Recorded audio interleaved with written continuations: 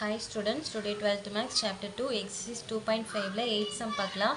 If the area of the triangle formed by the vertices z, iz and z plus iz is 50 square units, find the value of modulus of z.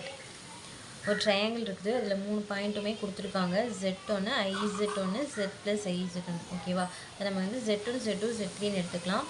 So z1 equal z, z2 equal iz, z3 equal z plus iz. ஓகேவா, இப்போ இந்த 3 point இருக்குது. First இந்த ட்ரையாங்கிளோட sides எல்லாம் first நம்ம கண்டுபிடிக்கணும். அதுக்கப்புறம் வந்து ஃபார்முலாவில் சப்ஸ்டியூட் பண்ணி நம்ம கண்டுபிடிக்கணும். ஓகேவா, ஏரியா கொடுத்துருக்குறாங்க, அதுலேருந்து மாலஸ் ஆஃப் இசட் வந்து நம்ம கண்டுபிடிக்க சொல்லியிருக்காங்க. ஸோ இந்த ஃபார்முலா யூஸ் பண்ணி கண்டுபிடிக்கணும். அதுக்கு வந்து நமக்கு இந்த பேஸ் ஹைட் எல்லாம் வேணும். ஸோ ஃபஸ்ட்டு சைட்ஸ் எல்லாம் கண்டுபிடிச்சிக்கலாம். ஃபஸ்ட் சைடு இது கண்டுபிடிக்கிறதுக்கு என்ன பண்ணணும், z1 minus z2. next இந்த சைடு கண்டுபிடிக்கிறதுக்கு z2 minus z3. next இந்த சைடு கண்டுபிடிக்கிறதுக்கு z3 minus z1. ஓகேவா, first modulus of z1 minus z2 கண்டுபிடிச்சிக்கலாம். z1 என்னது z, so z minus z2 என்னது iz, ஸோ iz. இந்த ரெண்டு டேர்ம்லேயும் z வந்து காமனாக இருக்கா, ஸோ z காமனாக எடுத்துகிட்டு மீதி இருக்கிறத எழுதிக்கலாம். மீதி இந்த டேர்ம்லேருந்து ஒரு z போயிடுச்சுன்னா என்ன வரும், மீதி 1 மட்டும் இருக்கும். ஸோ 1 மைனஸ் இந்த டேர்ம்லேருந்து ஒரு z வெளியே போயிடுச்சுன்னா i மட்டும் இருக்குமா, ஸோ i. ஓகேவா, மாலஸ் ஆஃப் z 1 மைனஸ் ஐன்னு வருது. இப்போ மாலஸ் வந்து தனித்தனியாக போட்டுக்கலாம், இசட்டுக்கு தனியாக 1 மைனஸ் ஐக்கு தனியாக போட்டுக்கலாம். So modulus of z modulus of 1 minus i, modulus of z அப்படியே எழுதிக்கலாம். 1 மைனஸ் ஐக்கு மாலஸ் கண்டுபிடிக்கிறதுக்கு என்ன பண்ணணும், 1 ஸ்கொயர் ப்ளஸ் 1 ஸ்கொயர், இதோட ஸ்கொயர் ப்ளஸ் இந்த ஐ இருக்கிற இதோட கோஎஃபிஷியன்ட்டோட ஸ்கொயர். ஓகேவா, இதுக்கு முன்னாடி எதுவுமே இல்லைன்னா 1 தான் இருக்குன்னு அர்த்தம். ஸோ 1 ஸ்கொயர் ப்ளஸ் 1 ஸ்கொயர் தான் வரும். ஸோ இந்த மாலஸ் ஆஃப் z அப்படியே எழுதிட்டு 1 ஸ்கொயர் பண்ணி 1 ப்ளஸ் இந்த 1ஓட ஸ்கொயரும் 1 தான். ஸோ 1 + 1 2, மாலஸ் ஆஃப் z √2 அப்படின்னு வந்து கிடைக்குது. ஓகேவா, ஒரு சைடு அதாவது இப்போ z1 மைனஸ் z2 மாலஸ் கண்டுபிடிச்சோமா, ஸோ இந்த சைடு நமக்கு என்னென்னு கிடைக்குது, மாலஸ் z √2ன்னு கிடைக்குது. சரியா, அடுத்த சைடு கண்டுபிடிக்கலாம். மாலஸ் of z2 minus z3, z2 என்னது iz, so iz minus z3 என்னது z plus iz, so z plus iz. இப்போ இந்த மைனஸ் வந்து ப்ராக்கெட்குள்ளே கொண்டு போய்க்கலாம். iz இந்த மைனஸ் z, இந்த மைனஸும் இந்த ப்ளஸும் சேர்ந்து மைனஸ் ஆகிடுது. So minus iz. அடுத்த ஸ்டெப்பில் இந்த 3 டேர்ம்லேயுமே i காமனாக இருக்குது அப்படிங்கிறனால ஐயை வெளியே எடுத்துக்கலாம்.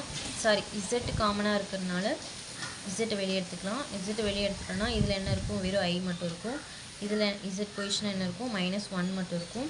இங்கே z போயிடுச்சுன்னா வெறும் -i மட்டும் இருக்கும். So -i. இப்போ இந்த z அப்படியே வந்துடும். இது +i, இது -i. ஸோ இந்த +iயும் -iயும் கேன்சல் ஆகிடும். ஸோ -1 மட்டும் இருக்கும். ஸோ மாலஸ் z -1 இருக்குது. ஸோ அந்த z2 -1 மல்டிபிள் பண்ணால் -zன்னு வரும். ஸோ மாலஸ் ஆஃப் -zன்னு வருது. மாலஸ்குள்ளே மைனஸ் இருந்தாலும் நம்ம அதை இப்படி தான் எழுதணும், ப்ளஸில் எழுதிக்கலாம். So modulus of z. ஓகேவா, இப்போ இந்த சைடு அதாவது z2 minus z3, z2 minus z3 இது என்ன கிடச்சிருக்குது, மாலஸ் ஆஃப் zன்னு கிடச்சிருக்கு. ஓகேவா, அடுத்தது இந்த சைட்ஸ் கண்டுபிடிக்கலாம். z3 மைனஸ் z1, z3யோட வேல்யூ என்ன, z plus iz, so z plus iz minus z1ஓட வேல்யூ என்ன, z, ஸோ மைனஸ் z. இப்போ இந்த z2 கேன்சல் ஆகிடுது. ஸோ இது ப்ளஸ் z, இது மைனஸ் z. ஸோ கேன்சல் ஆகிட்டு மீதி என்ன இருக்குது, iz மட்டும் இருக்குது. So modulus of iz. இந்த மாலஸை தனித்தனியாக போட்டுக்கலாம். Modulus of i modulus of z.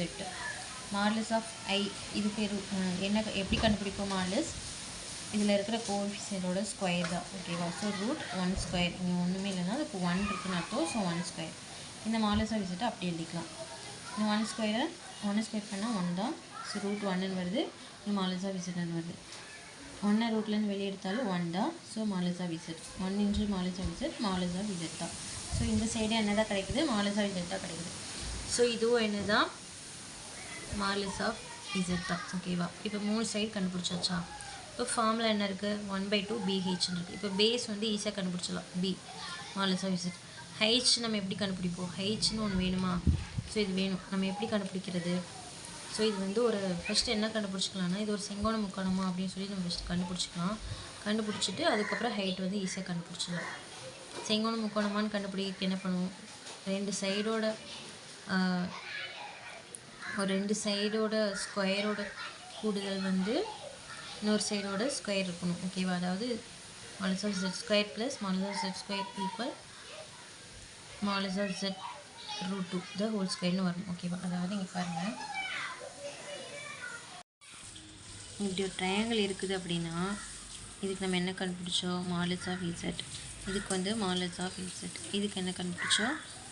Modulus of z root 2ன்னு கண்டுபிடிச்சோமா? இப்போ நார்மலாக ஒரு ட்ரையாங்கிள் இருக்குது அப்படின்னா இதுக்கு வந்து பேஸ் கண்டுபிடிச்சிடலாம். இங்கே வரதான் வந்து இப்போ ஃபார்முலா 1/2 BH இருக்குன்னா பேஸ் இது கண்டுபிடிச்சிடலாம். பட் ஹைட் நம்ம எப்படி கண்டுபிடிப்போம்? ஹைட் தெரியாது இல்லையா? அதனால இப்போ இது செங்கோண முக்கோணமாக இருந்துச்சுன்னா இது பேஸு, இது ஹைட்டு நமக்கு தெரிஞ்சிடும். அப்படி தானே?